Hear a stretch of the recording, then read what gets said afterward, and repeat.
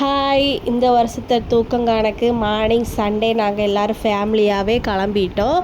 நான் ஒரு 2-3 வருஷமாகவே கொல்லங்கோடு தூக்கம் பார்க்குறதுக்காண்டி நான் ஃபேமிலியாட்டு போவோம். அப்போ இந்த வருஷம் 4ஆவது தடவை நான் போயிருக்கேன். போகும்போதே கொஞ்சம் டிராஃபிக்காக தான் இருந்து உள்ளே வண்டி எதுவுமே விடலை. நாங்கள் காரில் போகும்போதே வண்டி ஒன்றும் உள்ளே விடலை. அதுக்கப்புறம் நாங்கள் போகிற வழியிலே கொஞ்சம் கிட்ட போனோடனே வண்டியை ஒரு ஓரமாக நிப்பாட்டிட்டு நடந்து போயிட்டோம். அங்கே போகும்போதே தூக்கம் நடந்துட்டு ரொம்ப நிறைய பேர் இருந்தாங்க. ரொம்ப கூட்டமாக தான் இருந்துச்சு. ஆனால் பார்க்குறதுக்கு ரொம்ப அழகாக இருந்துச்சு. ஒரு 2-3 வண்டி தூக்க போகிறத மட்டும் தான் பார்த்தோம். அதுக்கப்புறம் டக்குன்னு வீட்டுக்கு கிளம்பலாம் அப்படி சொல்லிட்டு, ஏன்னா ரொம்ப வெயில் சூடாகவும் இருந்துச்சு. சின்ன பிள்ளை வேற அழுதுகிட்டே இருந்தான்.